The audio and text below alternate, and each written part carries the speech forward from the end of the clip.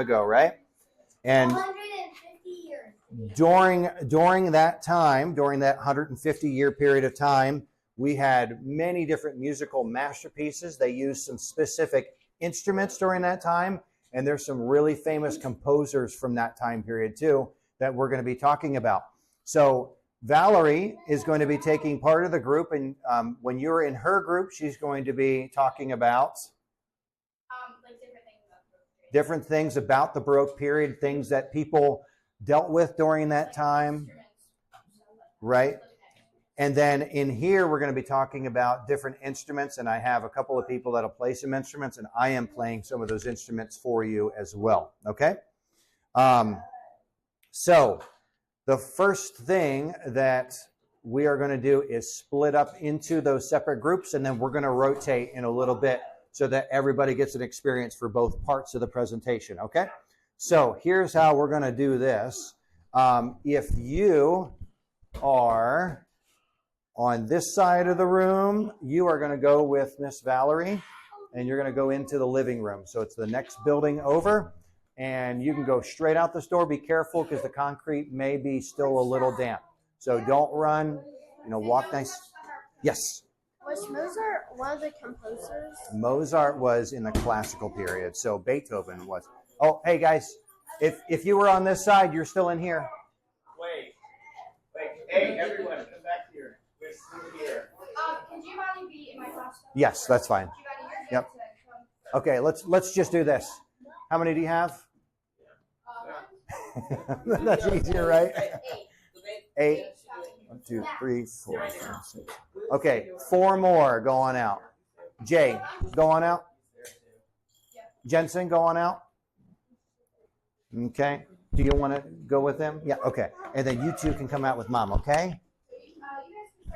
All right. Everybody else, you can have a seat. There should be plenty of chairs around. Everybody should have a chair now. You can move that right out of the way because I have my camera here, okay?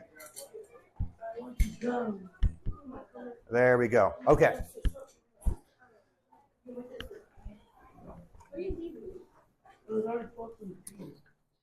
Okay, so we are going to be talking about some of those instruments that were used during the Baroque period of time, all right? So the ones that were commonly used, some of these we use today. Some of them were an instrument that we use today, but they were a little different back then, all right?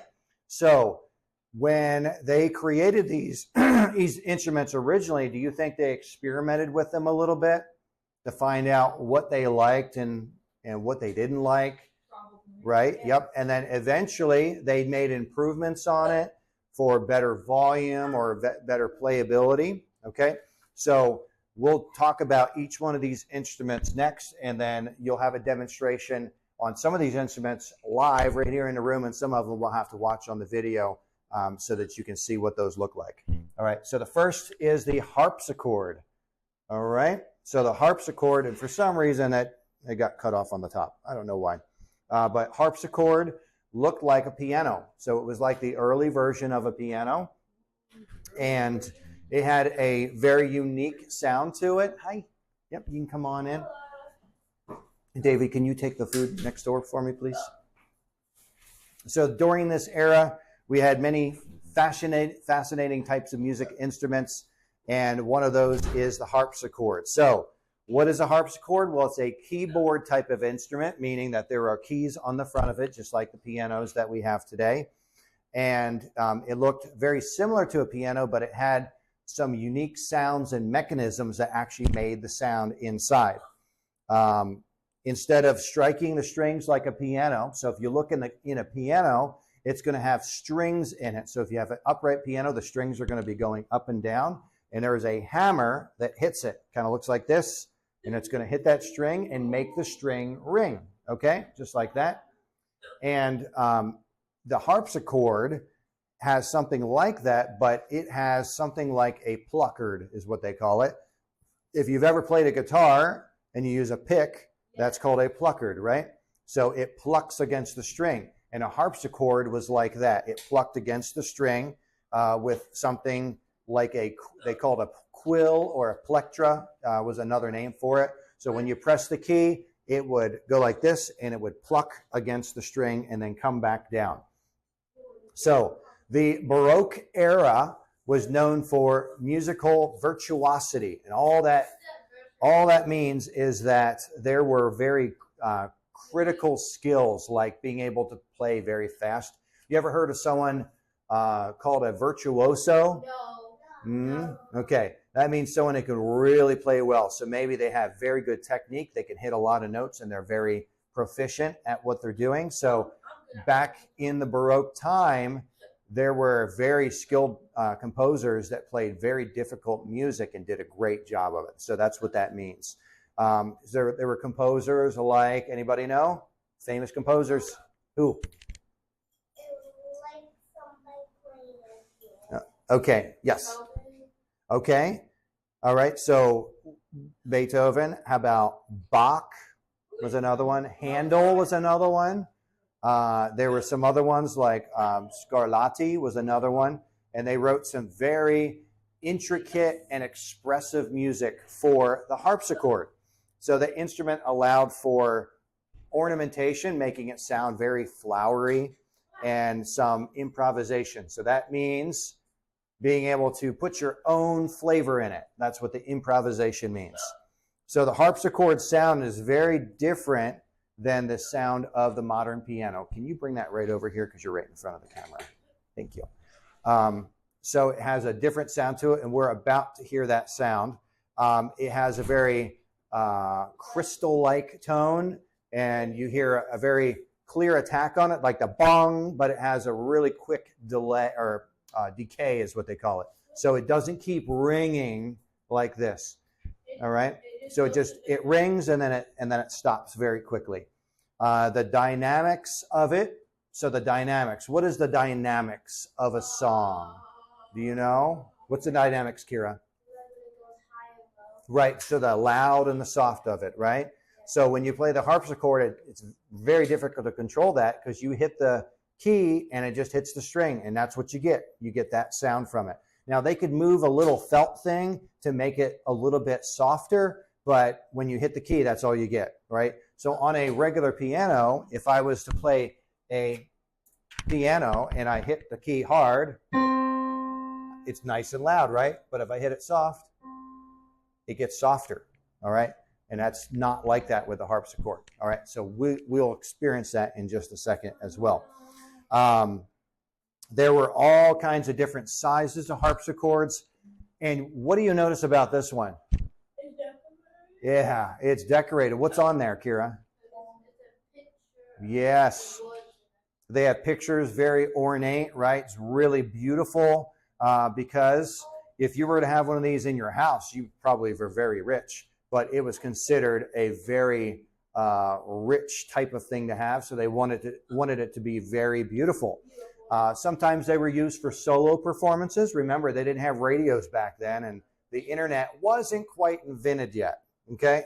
So they couldn't just play something, so they would have someone come in and play for them. So they would have parties. Sometimes they would have these ball dances and that type of thing, and they would have someone come and play.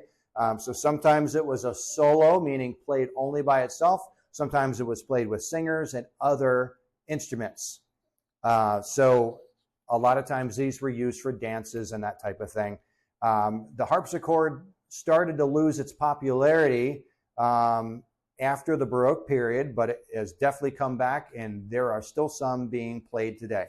I've got to see one live being played in person before, and it's a really beautiful sound. And it has very good historical significance to it. So next, we are going to hear a simulation of the harpsichord, all right? So I am going to have one of our students come over here. Ashlyn is going to play a piece by Beethoven, right? Yes. And we are going to set this up. Hold on. Yep. I think it's number 1. That sounds good. Okay.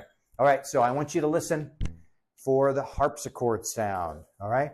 Think about how. Yes. Fun fact, Beethoven was deaf. He could not hear. I already know. Mm-hmm. What? Yep. Do you already know? Yeah. So Beethoven, they told Beethoven, they said, you'll never amount to anything because you are deaf. And he didn't listen, did he? No, he didn't listen to that. Okay. Okay.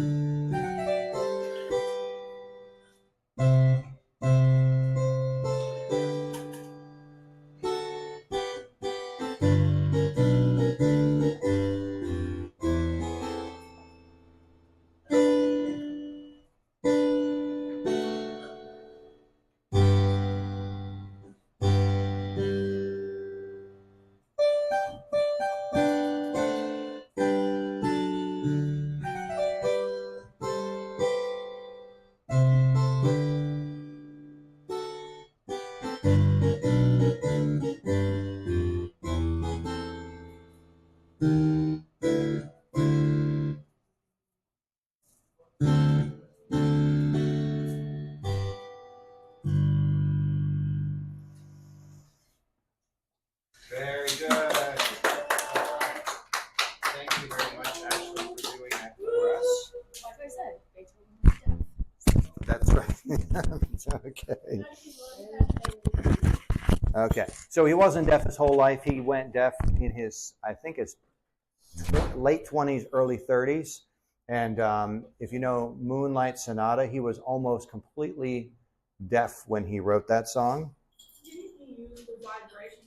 Yes, he did. Yep. In fact, during that time, he cut the legs off of his piano and set it down on the floor, and then he would set his head on it and pick up the vibrations from it. And that's why he wrote that song in a lower key than normal, because he was able to pick up the vibrations better that way. So interesting that one of our greatest composers that produced just beautiful music was deaf, right? So that tells you a disability does not slow you down from doing awesome stuff. In fact, Ode to Joy, everybody knows that. Bum, bum, bum, bum, bum. He was completely deaf when he wrote that. Mm-hmm. Okay, so that was the harpsichord.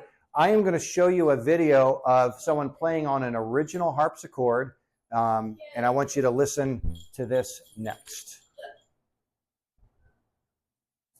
Oh. Did I pay attention? No, look.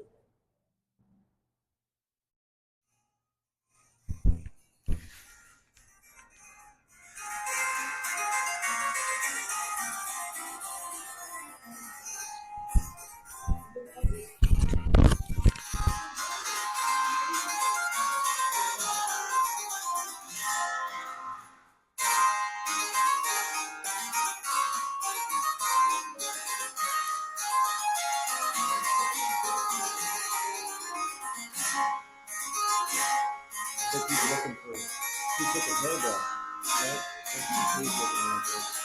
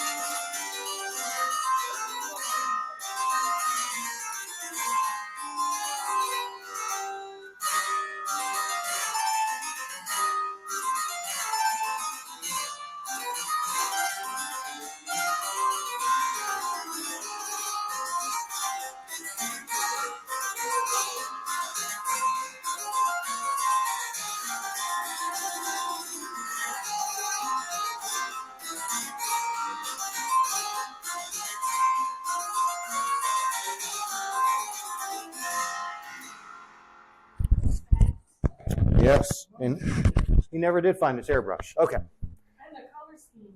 What color? Yeah, I am gonna try and switch the sound to the TV. There. Let's see if that sounds better now. Okay. So the next thing I'm going to show you is let's make sure that that worked. Okay, good. So now we're going to see the inside part and how the harpsichord actually works. The two keyboards as explained slightly more nasal upper one. And the upper one, by just moving these little felt stoppers against the strings, you create this sort of lute or buff stop.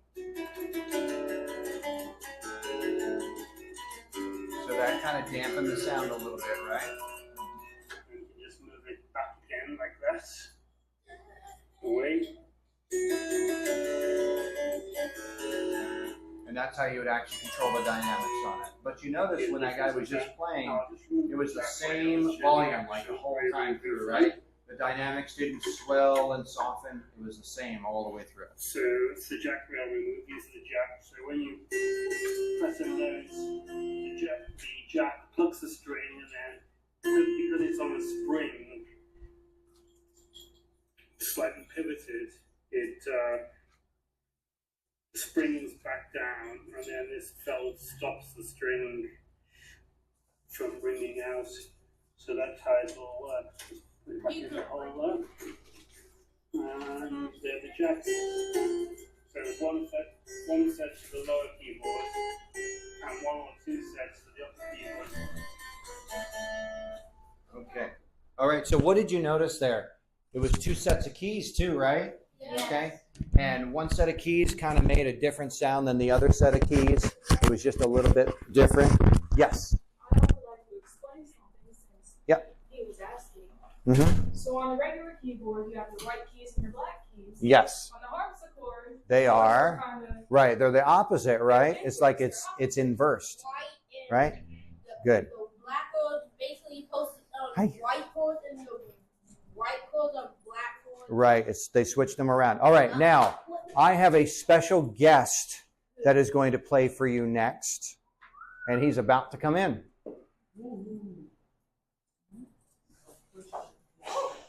Okay. So he is going to be playing the harpsichord and playing another song, and this is by Bach, called Prelude.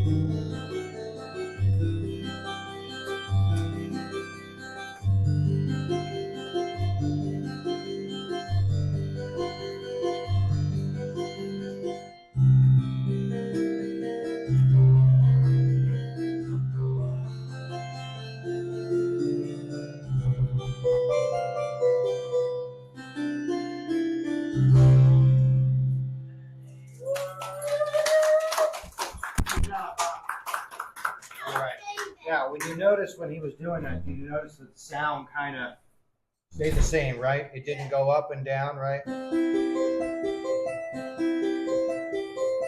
It stayed the kind of the same tone, right? Or the same loudness. Okay. All right. Next, we're going to go on to the next instrument, which is the violin. Violin. Well, you Yes. play the guitar. That's the Violin. guitar. Yeah. Sorry. Actually says violin up there for some reason. But it's The string different didn't guitar. put it all together. Okay.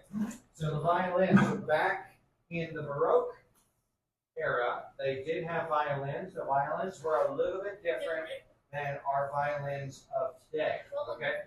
So, like, from old violin to new violin? Yes, the old violins, they were using different types of materials back then. So one of the things that they used for the strings was, instead of metal, they used something called catgut. And it wasn't actually a cat's guts.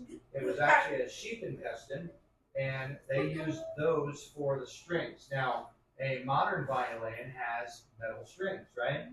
We use metal strings, and we have a bow that looks like this. We have, this part's called the stick, and then we have horsehair. This is what actually rubs against the strings of the violin. It causes it to vibrate and create sound, right? But the bows were different too, and I'm about to show that to you on a video. And the fingerboard, this part right here, where you press the string down against that piece of wood right there, it was shorter back then too, because the songs that they used did not go as high as like the ones that we use for the violins of today. All right. So the design of this is back from the Baroque time. The Baroque violins had a shorter, thinner neck. The bridge was flatter as well. Right now, this is called the bridge. You see that? See how it's rounded? This wooden part right here. It was a little flatter, which that would make it a little bit more difficult to play just individual strings too, right? So when we have the bridge set up like this, I can play just the string, I can play the string, or I can play both of them together. Okay. The bow, in the Baroque time, they were more convex, meaning that they were arched outward like this, the wooden part of the bow. And that allowed for different types of articulation, ways of playing the notes. Like I said, the fingerboard was smaller, and they had to have different hand positions in order to play that. And then the tuning was different. We tune our instruments here in the United States and in a lot of countries at 440 hertz. So 440 is an A. Right? That would be A. Now, in the Baroque time, they used a different tuning standard, 415. So all the instruments were actually just a tiny bit lower. So they tuned to 415. Other countries, even today, have a different tuning standard than us, right? So if we went to another country and wanted to play an instrument with them, we'd have to retune our instruments or vice versa. Baroque violins were primarily used to perform music, like compositions by different composers, like Bach and Vivaldi, right? You've heard of Vivaldi before? No. Four Seasons, that's a really popular one that he did. And Corelli is another popular composer from that time. So they had different ornamentation and trills, like da-da-da, like that, and different styles of playing as well. So our modern violin looks like this with a taller bridge and steel strings on it, and the neck is slightly different, and the bow is different than in the Baroque time. Now I'm going to have David come up, and he's just going to demonstrate a song on our modern violin so that you can hear it, and we'll compare it to the Baroque violin that we're about to listen to. All right? Get this plays on the you play, light hero or.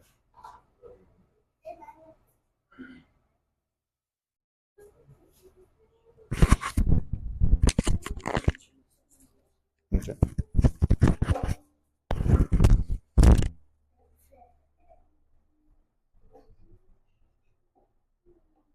So that piece that he's putting on right now makes it a little bit more comfortable to play it. That's called a shoulder rest. Otherwise, you're going like this with your neck, and it hurts your neck a little bit. All right. So he's just going to demonstrate the sound for you. Can we just play the scale?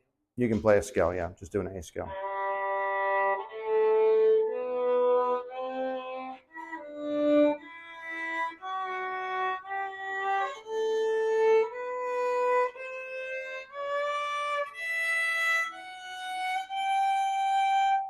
Okay, so that's what our modern violin sounds like.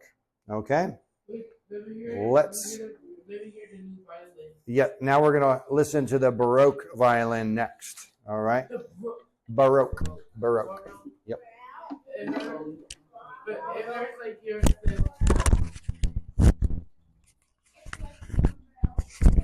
borrow. This is a violin made by Alessandro Mezzadri in Ferrara in the 1720s. So this is set up as a Baroque violin, which means that the strings are made out of gut, which is made out of sheep's intestines, and that the angle of the neck is different from a modern violin. It's more parallel with the rest of the body, not back like that. And the fingerboard is a bit shorter because you don't need to go up anywhere there in this repertoire. The gut strings make a more gutsy sounds and less polished perhaps than the sound of metal strings, and they speak in a slightly different way, so it requires a different way of bowing.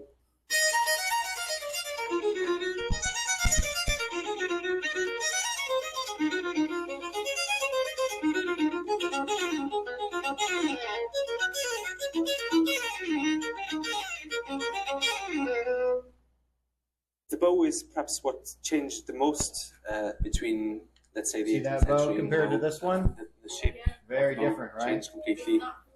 The curve goes outwards rather than inwards, and there's probably less hair altogether, and there's no ferrule keeping the hairs rigid, and the See effect that of part that where is, where the string attached? it has a very This one's nice and incisive, tight.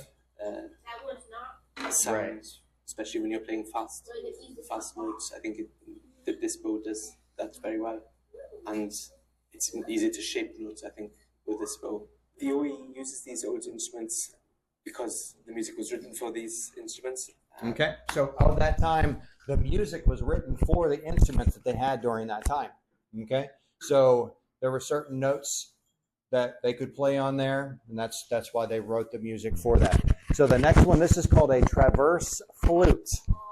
A traverse flute. So the flutes that we normally see today are silver, right? And they have all kinds of different keys all over it, right? But the traverse flute was the one that they used in the Baroque time.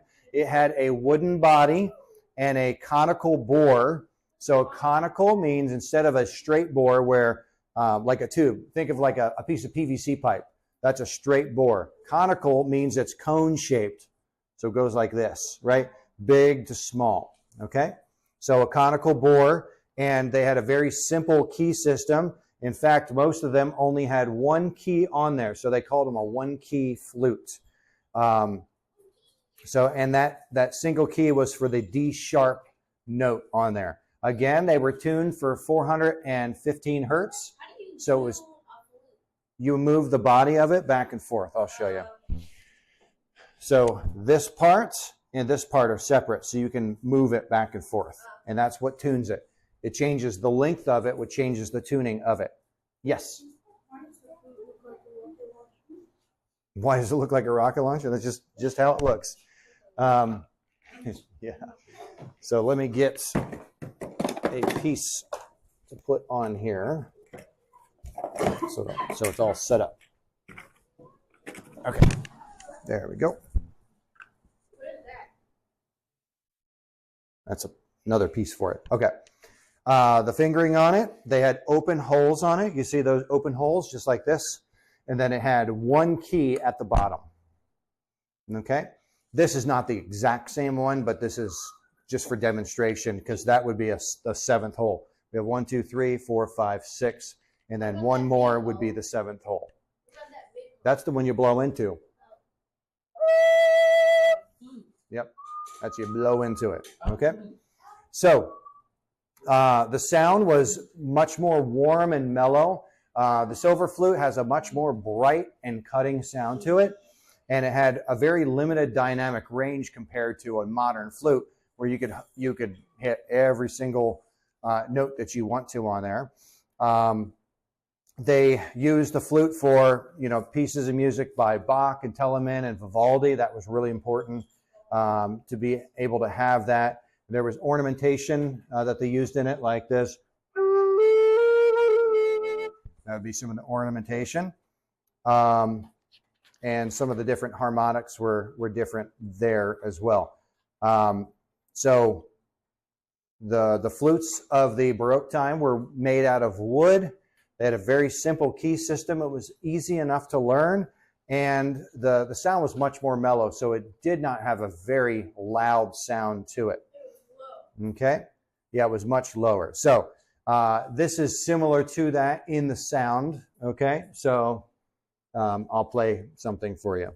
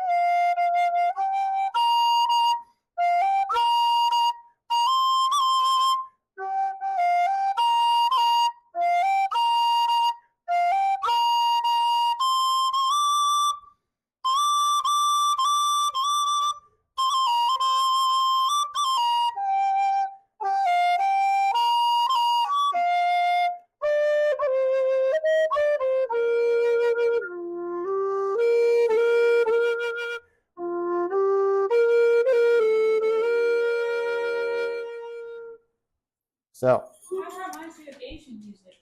yeah, that was actually an Irish tune.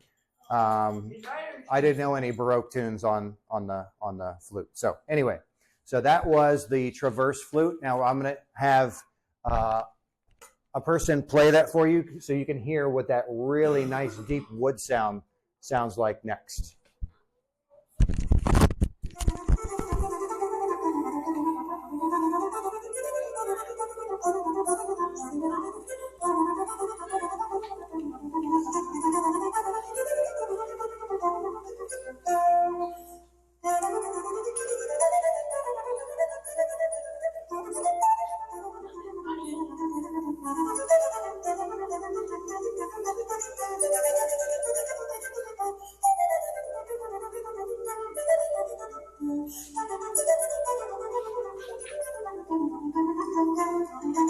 All right, it's a really nice, soft sound, isn't it?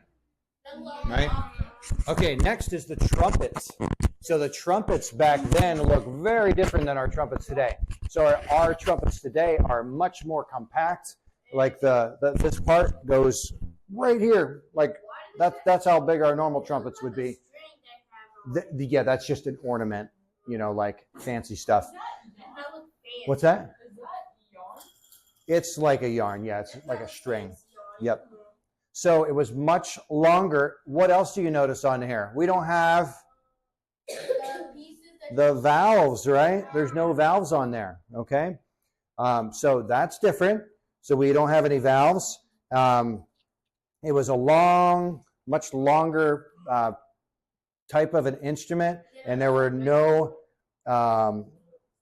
It lacked the modern things like valves and a slide on there too, in order to tune it for different tunings. They used the key of A and D, really common with it, and the range of it. Listen. The range of it was much more limited compared to the modern trumpet because it didn't have all those valves and everything. It had a real bright and penetrating sound to it, and it made it kind of unique in the sound, different than the trumpet that we hear today. All right, so I am going to have this played on here because I do not have a Baroque trumpet with me today. So I'm going to have you listen to someone play this. He's playing along with an organ.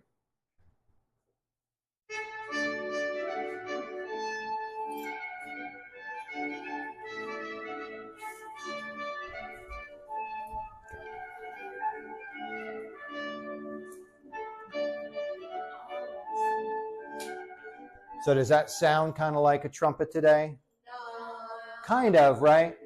It has very similar sounds to it, but it's just different, right? They made them different, and later on they used valves. Yes. Hear what you said about the Right. Okay. The next one is called a viola da gamba. Viola da gamba was an instrument, part of the viol family, like the violin and the cello and the actual viola. It had a unique shape with sloping shoulders on it. Okay, so they sloped down very, very quickly instead of kind of a big round part like that, like a cello. And these had a fretted fingerboard, all right, which means it had frets on it like a guitar. So this has frets on it, okay, that you can hold down the string on that fret, okay. Most of the time you would sit and you would hold it in your lap and play it, and you would hold it kind of in between your legs, similar to a cello. And the strings, again, they had gut strings on there, so it was made out of sheep gut. And so it had a kind of a lighter sound, and you could pluck the strings or bow them. And it's a little different than the modern cello in that the strings, sometimes they'd have 6 strings on there, and it was a different type of a tuning. And the bow was very different as well in how you held it. So I am going to demonstrate for you with this. So this is slightly modified. This is set up to be like a cello because it only has 4 strings on it, okay? But here's how this would sound. It would sound much lighter than a cello, not super loud, but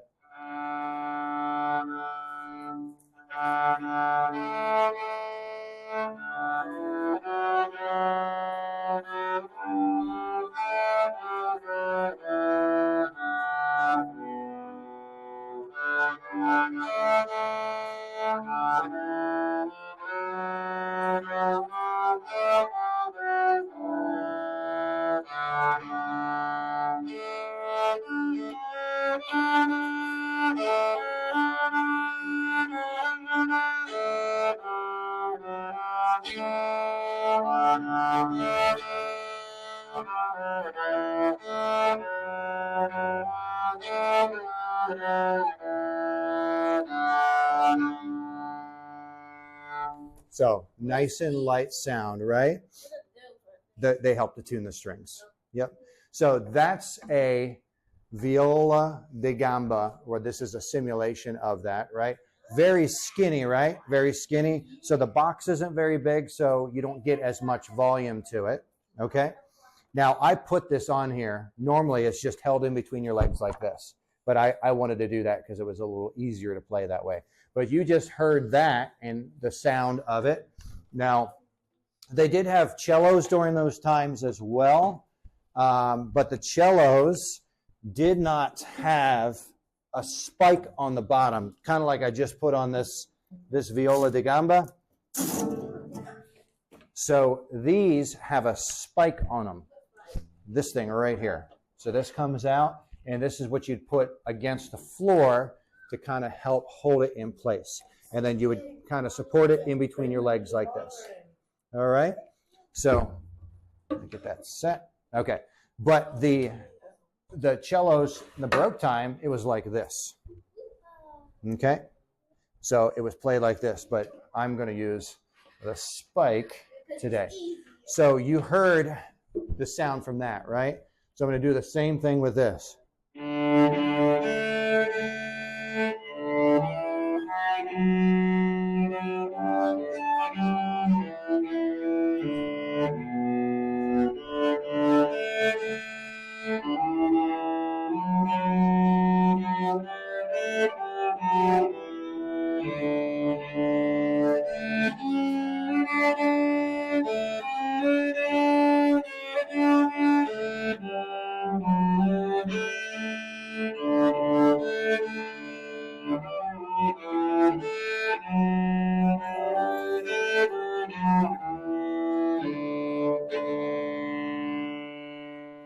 Something that was different back then too is, you notice how I'm holding my bow?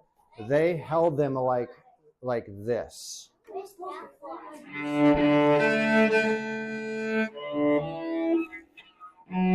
It's so awkward, but that's how they held them back then.